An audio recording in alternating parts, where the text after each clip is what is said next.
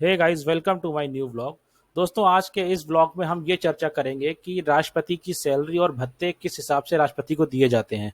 दोस्तों, जिस हिसाब से आप देख रहे हैं कि सोशल मीडिया पे इस समय बहुत ही ट्रेंड पर ये चीज़ चल रही है कि राष्ट्रपति की सैलरी क्या होती है, उनके भत्ते क्या होते हैं। दोस्तों, चलिए इस बारे में पूरी जानकारी मैं आपको देता हूं। तो इस वीडियो को आप पूरा देखिएगा ताकि आप लोगों को किसी भी तरह से ये दिक्कत ना हो कि राष्ट्रपति की सैलरी कितनी होती है। इन चीज़ों की इन्फॉर्मेशन आपको आसानी से मिल जाए। तो चलिए दोस्तों, ये वीडियो देखते हैं।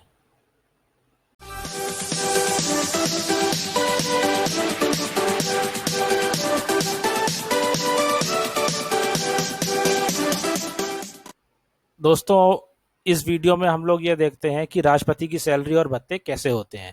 तो दोस्तों, देश के जो राष्ट्रपति हैं रामनाथ कोविंद जी, वो 25 जून को अपने गृह जनपद कानपुर देहात गए हुए थे। तो वहां पे उन्होंने झींझक रेलवे स्टेशन पर लोगों को संबोधित करते हुए अपनी सैलरी के बारे में कुछ बातें बताई। तो उन्होंने ये कहा कि मेरी सैलरी 5 लाख रुपए है और जिसमें से मैं 2.25 लाख रुपए टैक्स दे देता हूँ। दोस्तों, उन्होंने ये भी कहा कि मैं जितना पैसा इन हैंड लेता हूँ उससे ज़्यादा पैसा तो मेरा पर्सनल स्टाफ लेता है, जो कि मेरे सैलरी से कुछ बहुत ज़्यादा। दोस्तों, सोशल मीडिया पर जब ये वीडियो वायरल हुआ तो उसके बाद लोग उनकी सैलरी पर खूब चर्चाएं करने लगे। तो इस इन चर्चाओं को देखते हुए मैंने ये बातें आपसे शेयर करने के लिए वीडियो बनाया है। तो चलिए दोस्तों, देखते हैं। सबसे पहले हम ये जानते हैं कि राष्ट्रपति की सैलरी कितनी होती है। दोस्तों, राष्ट्रपति का जो पद होता है वो देश का सबसे सर्वोच्च पद होता है और राष्ट्रपति को देश का प्रथम नागरिक भी कहा जाता है। और इसके साथ साथ राष्ट्रपति भी राष्ट्रपति तीनों सेनाओं के प्रमुख के रूप में भी कार्य करते हैं।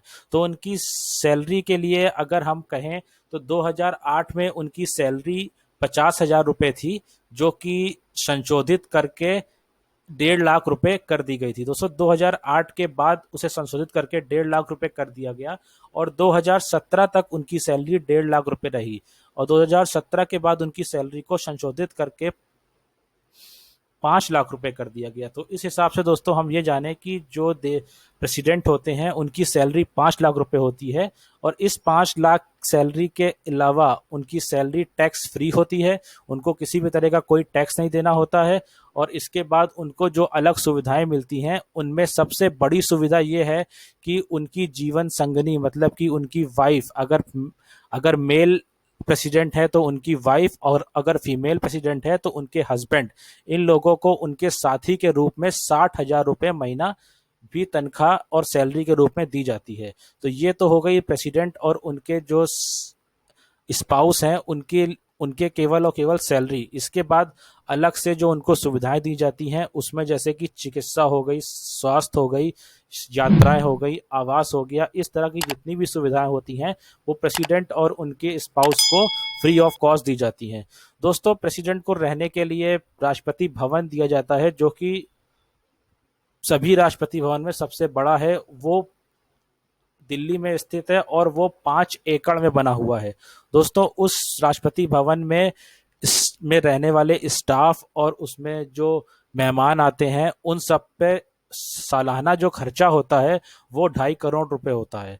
तो दोस्तों, इन चीज़ों का जो खर्चा होता है ये प्रेसिडेंट की सैलरी से किसी भी तरह से नहीं काटा जाता है। ये खर्चे उनके लिए पूरी तरह फ्री होते हैं। और दोस्तों, इसके बाद अन्य सुविधाओं में राष्ट्रपति की यात्राएं होती हैं। तो राष्ट्रपति को देश में बल्कि पूरे विश्व में उनको और उनकी स्पाउस को फ्री यात्रा करने की छूट मिलती है। उनकी यात्राएं पूरी फ्री होती हैं।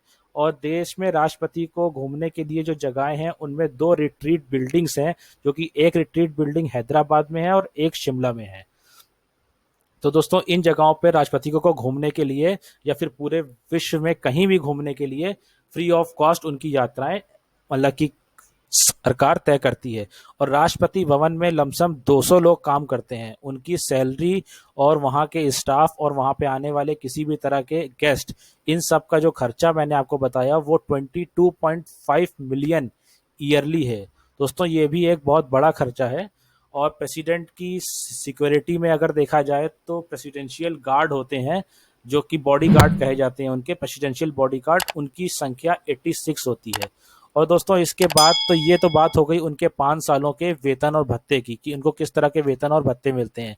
अब जब वो 5 साल के बाद रिटायर होते हैं तो उसके बाद उनको क्या सुविधाएं मिलती हैं, उसके बारे में अगर मैं आपको बताऊं तो दोस्तों रिटायरमेंट के बाद की इंफॉर्मेशन जानने से पहले हम एक चीज और जान लेते हैं कि इस समय राष्ट्रपति की सैलरी कम क्यों है। दोस्तों जैसा कि आप लोग जानते हैं कि पिछले साल से हमारे पूरे इस विश्व में एक महामारी के रूप में कोरोना वायरस चल रहा है, तो उस समय में पिछले साल सभी जनप्रतिनिधियों ने और यहाँ तक कि राष्ट्रपति ने अपने वेतन का 30% हिस्सा दान के रूप में दे दिया था।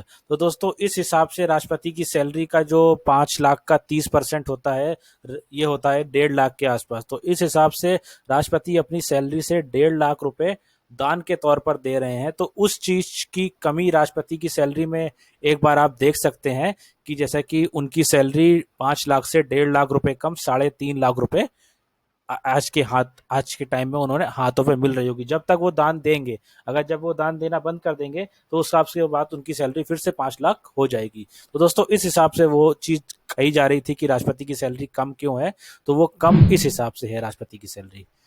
दोस्तों रिटायरमेंट के बाद प्रेसिडेंट को 1.5 लाख रुपए पर मंथ पेंशन के रूप में मिलता है, और उनकी स्पाउस को 30,000 रुपए मंथली पेंशन के रूप में मिलता है। और उसके साथ ही उनको पूरी सुख सुविधाओं के साथ उनको एक घर दिया जाता है। जैसा कि उस घर में अगर किसी भी तरह की कोई एक्स्ट्रा सुविधा प्रेसिडेंट को चाहिए है तो वो भी उनको दी जाती है। तो उस घर के में उनको एक एक मोबाइल फोन और 2 लैंडलाइन फोन भी दिए जाते हैं।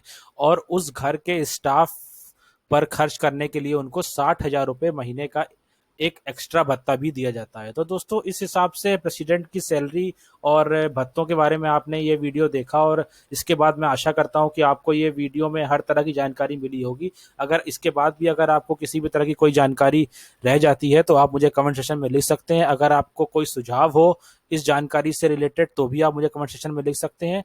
और आशा करता हूँ दोस्तों आप लोगों को ये वीडियो पसंद आया होगा, और मेरे इस वीडियो को लाइक करिएगा, मेरे चैनल को सब्सक्राइब करिएगा और बेल आइकन को प्रेस करना मत भूलिएगा, ताकि आगे आने वाले और भी वीडियोस की अपडेट आप लोगों को सबसे पहले मिलती रहे। तो चलिए दोस्तों मिलते हैं अपने नेक्स्ट व्लॉग में, तब तक के लिए ओके बाय, जय हिंद।